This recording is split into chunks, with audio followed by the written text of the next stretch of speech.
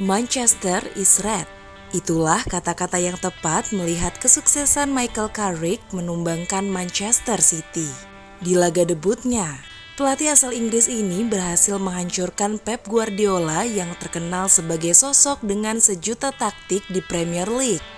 Dirinya berhasil memperlihatkan gaya main setan merah yang simpel namun mematikan. Lantas, apa yang membuat taktiknya terlihat begitu mengancam di hadapan sang rival?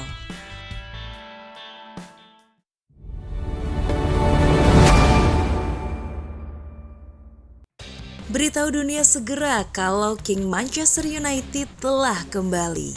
Sinar matahari pagi dalam seminggu ke depan nampaknya akan kalah terang melihat setan merah. Cahaya kebangkitan Manchester United sedikit demi sedikit mulai terlihat bersama Michael Carrick. Bagaimana enggak, legenda setan merah ini di laga pertamanya berhasil menghadapi ujian melawan Manchester City. Padahal, The Citizens dipimpin oleh Pep Guardiola yang memiliki segudang taktik mengerikan. Belum lagi, Carrick juga diremehkan banyak pihak sebelum laga dimulai yang menyebut kalau setan merah akan dibantai habis-habisan. Hal ini nggak lepas dari gilanya performa Manchester City dalam beberapa laga ke belakang. The Citizens sedang menjalani 13 laga tanpa kekalahan di Premier League. Sayangnya, rekor apik Pep bersama City harus kandas di hadapan King MU. Manchester United menunjukkan perubahan drastis saat ditangani oleh Michael Carrick. Bagaimana enggak, setan merah terlihat memulai pertandingan dengan gaya permainan yang agresif.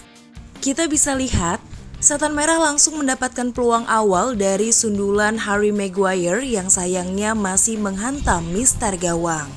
Gak hanya tinggal di situ saja, United seakan tampil mengesankan di babak pertama.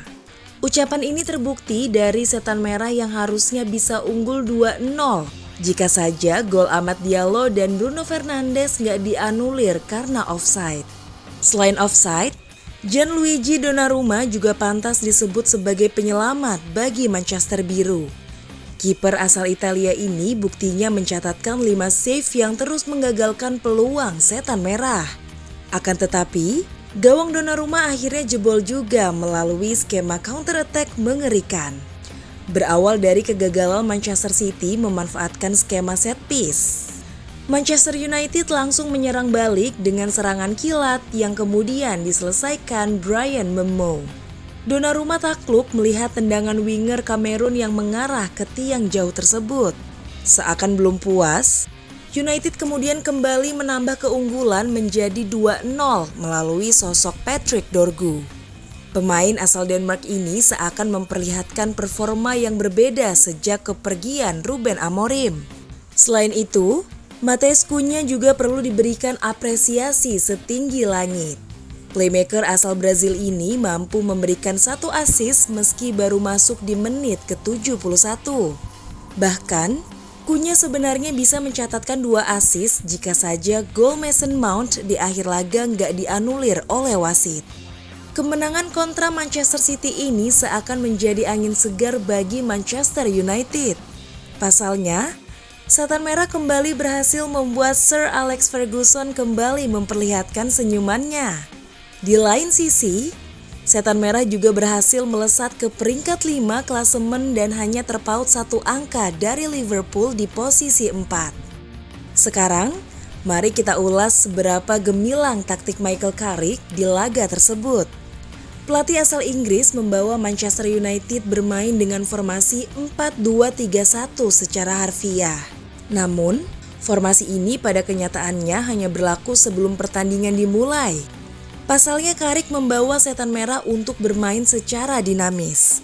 Buktinya bisa kita lihat dari skema ini yang berubah menjadi 3-2-5 saat setan merah mulai menguasai bola. Sementara itu, ketika nggak menguasai bola, pola tersebut akan berubah menjadi 4-4-2. Carrick menugaskan 2 pemain di depan saat bertahan untuk menekan gaya permainan build up ala Manchester City.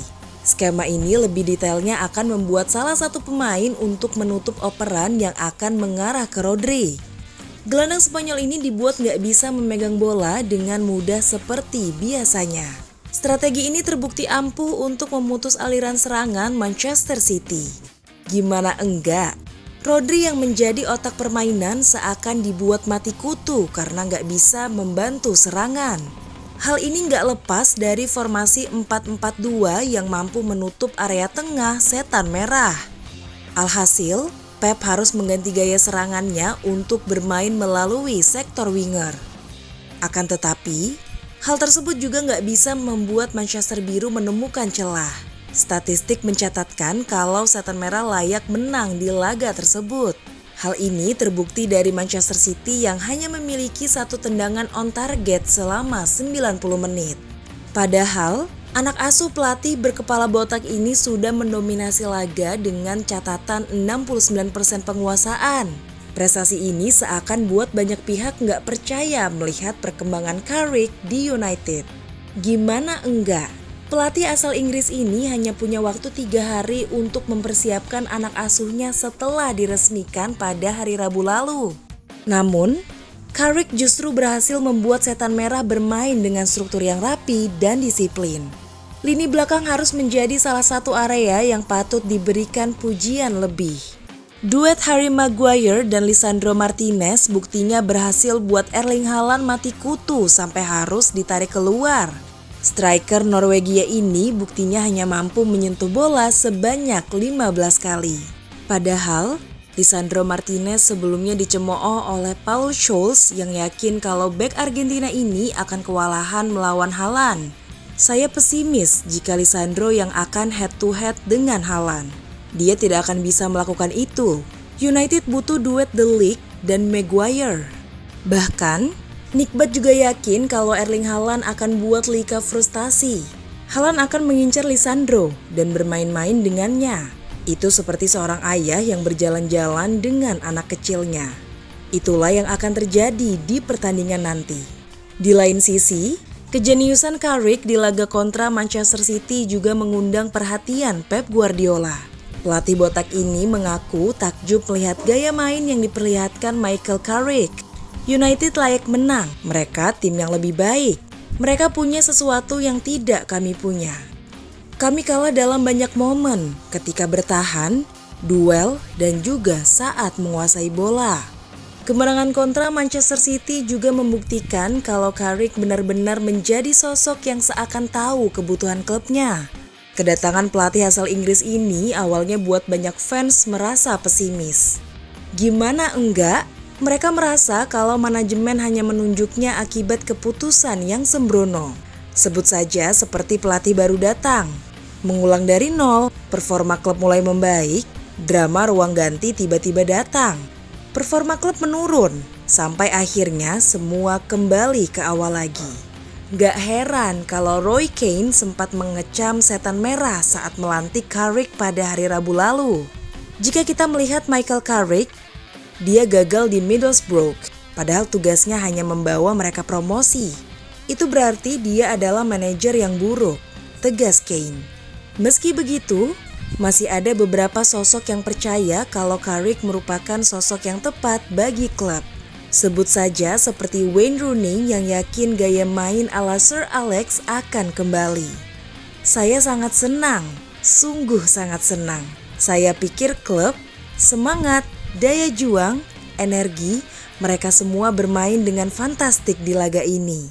Permainan seperti inilah yang diharapkan fans dalam bertahun-tahun. Nyatanya, keputusan untuk membawa pulang Carrick seakan kembali menghidupkan Manchester United. Kita bisa lihat Bryan Mbeumo yang performanya makin meningkat sebagai ujung tombak. Kobbie Mainoo yang sebelumnya dirumorkan habis, mampu kembali memperlihatkan bakatnya.